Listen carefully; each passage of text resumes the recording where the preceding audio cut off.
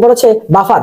Buffer আসলে খুব খুব ইম্পর্টেন্ট একটা জিনিস, মেডিকেলে বারবার প্রশ্ন আসবে কোনটা বাফার দ্রবণ, ঠিক আছে, কোনটা বাফার দ্রবণ, কোনটা বাফার দ্রবণ, এই প্রশ্ন প্রতি বছর আসে, গত বছর আসছে, আমাদের সময় আসছে, প্রত্যেক বছর আসে ভাই কোনটা বাফার।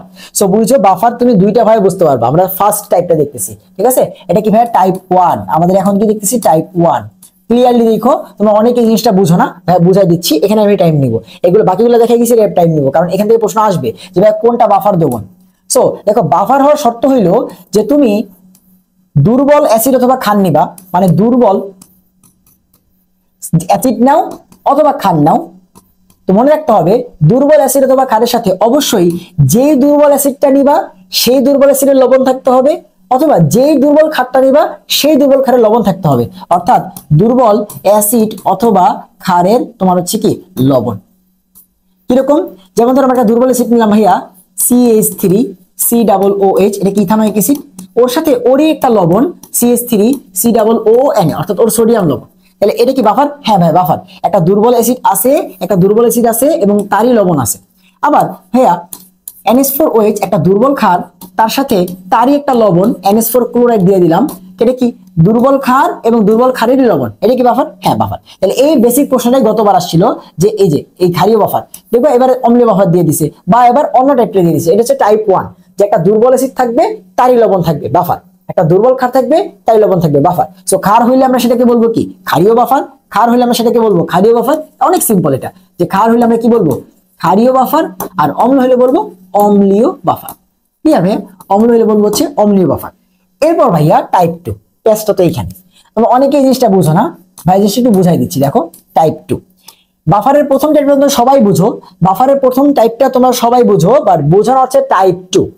সো মনে রাখবা বাফার জাস্ট দুর্বল অ্যাসিড এবং দুর্বল অ্যাসিডের লবণ, দুর্বল ক্ষার আর দুর্বল ক্ষারের লবণ, এভাবে বাফার তো হইতে পারে, যেটা টাইপ 1 এ দেখতাম। আরেকটা ভাবে বাফার হইতে পারে, সেটা কি মনে রাখবা যে যদি যদি তোমার উইক অ্যাসিডের সাথে স্ট্রং বেস থাকে সেই ক্ষেত্রেও বাফার হইতে পারে। আর যদি উইক বেস বা তোমার হচ্ছে তোমার দুর্বল ক্ষারের সাথে কি থাকে স্ট্রং অ্যাসিড থাকে, তাইলেও বাফার হইতে পারে। কম্বিনেশনটা কিরকম, যদি অ্যাসিডটা দুর্বল হয় ক্ষার কি হইতে হবে স্ট্রং, যদি ক্ষার দুর্বল হয় অ্যাসিড কি হইতে হবে স্ট্রং। এই কেসেও বাফার হইতে পারে, আবার নাও হইতে পারে। এখন কখন বাফার হবে, কখন বাফার হবে, যদি এই যে দুর্বল আর তোমার স্ট্রং, দুর্বল আর স্ট্রং বিক্রিয়া করে মারামারি করে, মনে রাখবা যে পরিমাণ দেখতে হবে যে দুর্বলটা বেশি না স্ট্রংটা বেশি।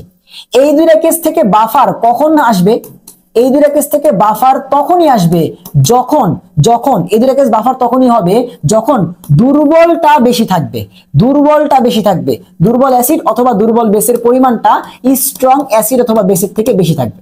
কি বলছি ভাইয়া? দেখো কি বলছি, যে বাফার তোমার নরমাল বাফার তো তোমরা চিনো, বাট এভাবে বাফার হতে পারে কেমনে, একটা যদি দুর্বল অ্যাসিড থাকে তার সাথে অবশ্যই স্ট্রং ক্ষার হইতে হবে, আবার যদি দুর্বল ক্ষার থাকে তাহলে তার সাথে স্ট্রং অ্যাসিড হইতে হবে।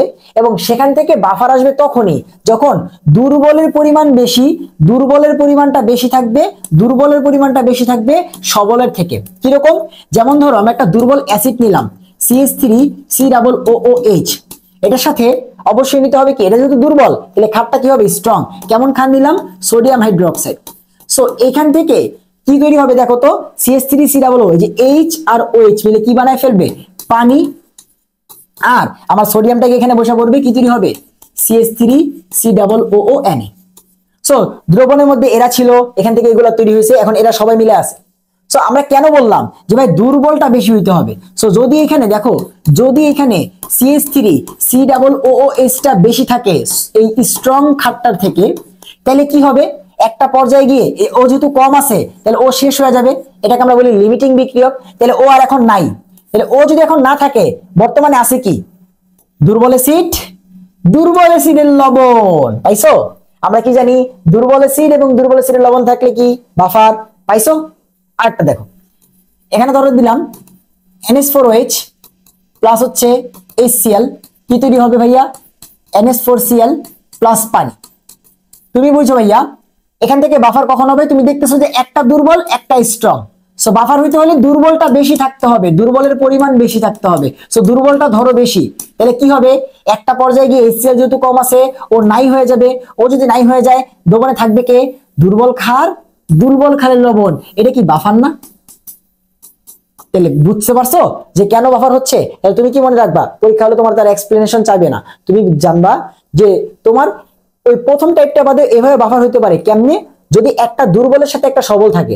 এখন হইতে পারে একটা দুর্বল অ্যাসিড সবল ক্ষার, অথবা দুর্বল ক্ষার সবল অ্যাসিড, যেটাই হোক না কেন সেখান থেকে মনে রাখবা কেমন বাফার পাবো, দুর্বলটা যেই প্রকৃতির অমন বাফার পাবো। এবং বাফার কখন পাবো, যখন দুর্বল সবলের থেকে বেশি থাকবে। বাফার কখন পাবো, যখন দুর্বলটা সবলের থেকে বেশি থাকবে। সো এই কেসে আমাদের অ্যাসিডটা ছিল দুর্বল এবং দুর্বলটা বেশি, তাহলে এখান থেকে পাবো অ্যাসিডিক বাফার। আর এখানে আমাদের ক্ষারটা ছিল দুর্বল এবং যেহেতু স্ট্রংটা শেষ হয়ে গেছে, ও পরিমাণে কম আছে, তাহলে এখানে পাবো ক্ষারীয় বাফার।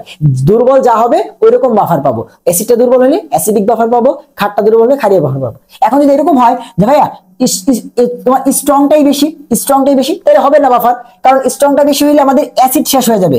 অ্যাসিড যদি শেষ হয়ে যায়, এ তো আর নাই।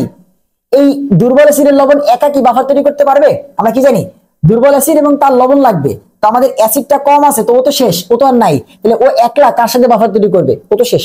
বুঝতে পারছো? তখন কিন্তু আর বাফার হবে না। সো মনে রাখতে হবে, বা এই কেসে বাফার হইতে হলে দুর্বলের অবশ্যই বেশি হইতে হবে। ক্লিয়ার? তাহলে যে বাফার টাইপটা আশা করি চিনতে পারছো, সেগুলোই কিন্তু আসে।